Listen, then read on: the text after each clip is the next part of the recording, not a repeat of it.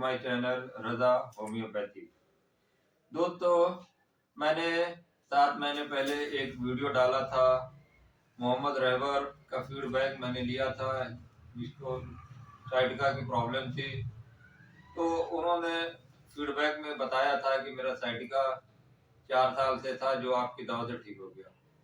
तो उसी वीडियो को देखकर एक हमारी व्यूवर्स हैं श्वेता जैन, उन्होंने रिक्वेस्ट की है कि सर आप इस पे एक वीडियो बनाइए और इसमें ये बताइए कि इस केस को आपने कैसे केस टेकिंग की और कौन सी दवा दी जिससे ये इनकी साइटिका की प्रॉब्लम दूर हो गई।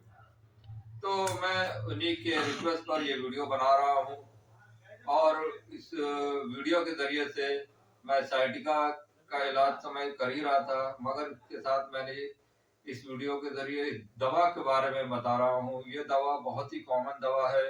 इस दवा के जरिए आप बड़ी से बड़ी बीमारी को ठीक कर सकते हैं। कोई जरूरी नहीं कि आप साइटिका ही ठीक करें, कोई भी आपको डिजीज हो, अगर ये सिम्टम मैच करते हैं तो ये सिम्टम अगर आपको किसी भी डिजीज में मिलता है तो आप उस डिजीज को क्योर कर सकते हैं। तो दोस्तों, मोहम्मद रहबर जो हमारे पेशेंट थे, वो किसी के जरिए से मेरे पास आए थे। क्लिनिक में मेरे पास आए, आते ही उन्होंने मुझे सलाम किया, अस्सलाम वालेकुम। मैंने वालेकुम अस्सलाम कहा। उसके बाद उन्होंने मेरी खैरियत ली। डॉक्टर साहब आप कैसे हैं, आपकी तबीयत ठीक है? मैंने कहा हाँ मैं बिल्कुल ठीक हूँ, मेरी तबीयत भी ठीक है। और बहुत ही रिस्पेक्ट से वो बात कर रहे थे और बैठने के बाद बहुत ही कंटेंट थे, बहुत ही सुकून से रिलैक्स बैठे हुए थे। और उन्होंने बताना ये शुरू किया कि डॉक्टर साहब मुझे फला ने बताया है कि मेरे इलाज के जरिए से उनकी बीमारी ठीक हो गई है, तो मैं भी चाहता हूँ कि मेरी भी बीमारी ठीक हो जाए। तो मैंने पूछा ठीक है, बताइए आपको क्या प्रॉब्लम है। बहुत ही रिस्पेक्ट से, इज्जत से बात कर रहे थे। तो उस तरह से मैं माइंड रूब्रिक के जरिए से मैं प्रैक्टिस करता हूँ। पेशेंट के वर्जन को मैं बहुत ही गौर से सुनता हूँ, पेशेंट के बिहेवियर पे गौर करता हूँ और इसके माइंड रूब्रिक के जरिए से मैं प्रैक्टिस करता हूँ। तो जिसका मैं रूब्रिक लास्ट में बताऊंगा, अभी मैं केस के बारे में बता रहा हूँ। तो वो मेरे पास बैठे और बहुत ही इत्मीनान से बताने लगे कि डॉक्टर साहब मुझे 4 साल से साइटिका की प्रॉब्लम है। उन्होंने कहा ठीक है, 4 साल से है तो आपने इसके लिए क्या किया? तो उन्होंने बताया कि मैंने 4 साल तक बहुत सा इलाज कराया और जब मेरे दर्द होता है तो मैं फौरन जाता हूँ, इंजेक्शन लगवा लेता हूँ, आराम हो जाता है, ठीक हो जाता है। लेकिन मैंने कोई रेगुलर इसका ट्रीटमेंट नहीं किया। जब मुझे दर्द होता है तब मैं इसकी दवा लेता हूँ। तो मैंने कहा कि आपने इसका रेगुलर इलाज क्यों नहीं किया, क्या आपको इससे बीमारी से डर नहीं लगता? उन्होंने कहा नहीं डॉक्टर साहब, डरने की क्या बात है। इसलिए कि डॉक्टर ने मुझे बताया है कि ये बीमारी कोई आपको बहुत ज्यादा नुकसान नहीं करेगी, बहुत ज्यादा कॉम्प्लिकेशन नहीं आएंगे। इसलिए मैं इत्मीनान से हूँ, कोई इससे मेरी नहीं जान नहीं जाएगी, ना मुझे कोई प्रॉब्लम होगी। जब मुझे तकलीफ होती है तो मैं रेस्ट करता हूँ, आराम करता हूँ। फिर जब बहुत ज्यादा तकलीफ बढ़ जाती है तो मैं डॉक्टर के पास जाता हूँ, इंजेक्शन लगवा लेता हूँ, ठीक हो जाता है, फिर अपना काम करता हूँ। ठीक। तो अब मैंने कहा कि ठीक है, ये बताइए कि आपको जब दर्द होता है तो इसके वजह से आपको कोई टेंशन होती है, कोई घबराहट होती है, कोई डर लगता है?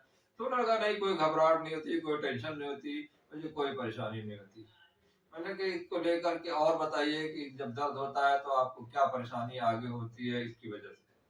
तो उन्होंने बताया कि दर्द की वजह से मैं काम नहीं कर पाता हूँ और मैं लोगों की बड़ी हेल्प करता हूँ, लोगों की केयर करता हूँ।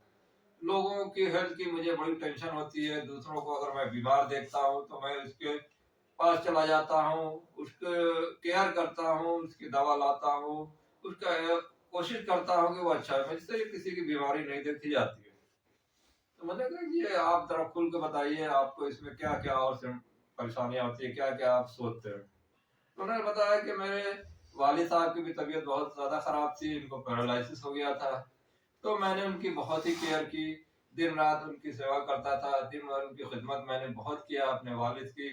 और उनको पैरालिसिस हो गया था, मैं रात रात भर उनकी केयर करता था, तेल लगाता था, हाथ पैर दबाता था, दवा देता था और उनके सारे काम करता था।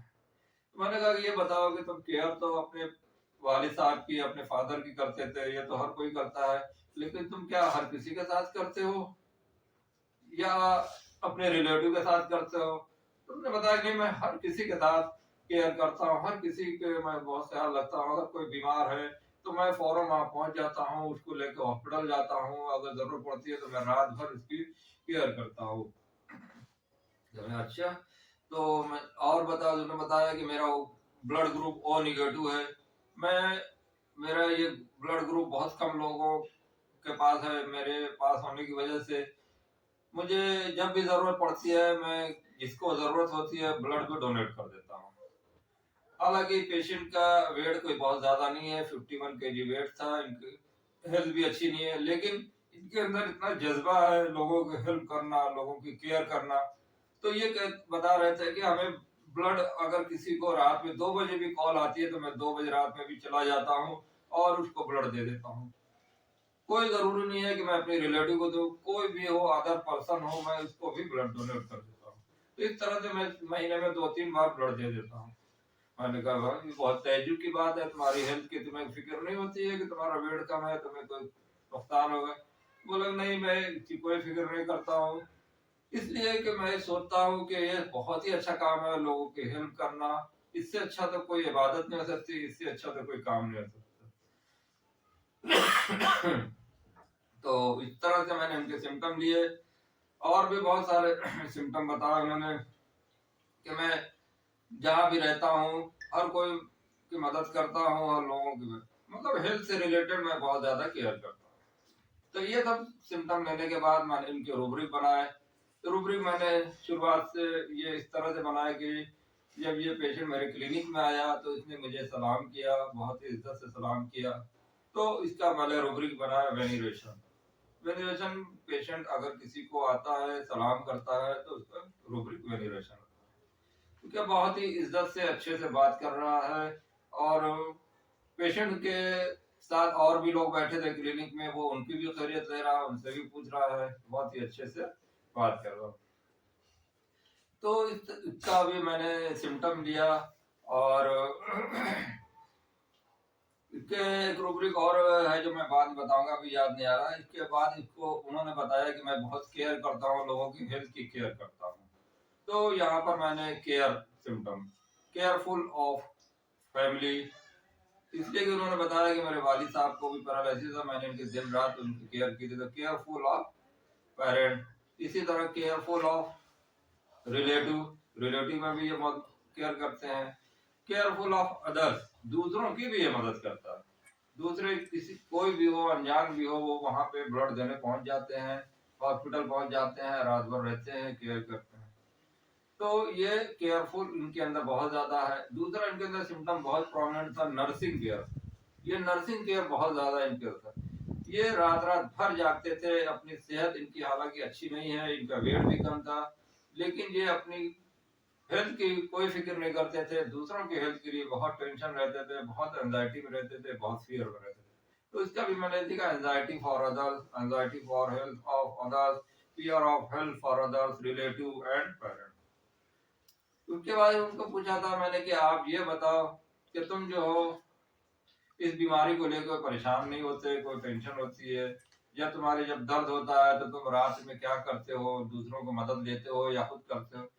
तो उसने कहा कि नहीं, मैं दूसरों की मदद नहीं लेता, रात में अगर मुझे तकलीफ होती है तो मैं खुद ही उठ के अपना केयर करता हूँ, खुद ही बाम लगाता हूँ, पानी पीता हूँ, मैं किसी को नहीं उठाता। मैंने कहा क्यों नहीं उठाते? बोला कि नहीं, किसी को क्यों उठाओ, लोग दूसरे लोग दिन भर मेहनत करते हैं, मेरी माँ मेहनत करती है, सोती है, तो मैं क्यों उठाऊं? दूसरों को मैं बहुत फिक्र रहती है कि आराम कर रहा है तो आराम करना। तो ये दूसरों को भी ये नहीं उठाते हैं, ये खुद अपनी केयर करते हैं। तो बीमारी को लेकर भी मैंने पूछा कि तुम्हें टेंशन होती नहीं है, कोई डर नहीं होता? तो उन्होंने बताया कि नहीं, मुझे कोई टेंशन नहीं होती है, मुझे कोई डर नहीं होती है।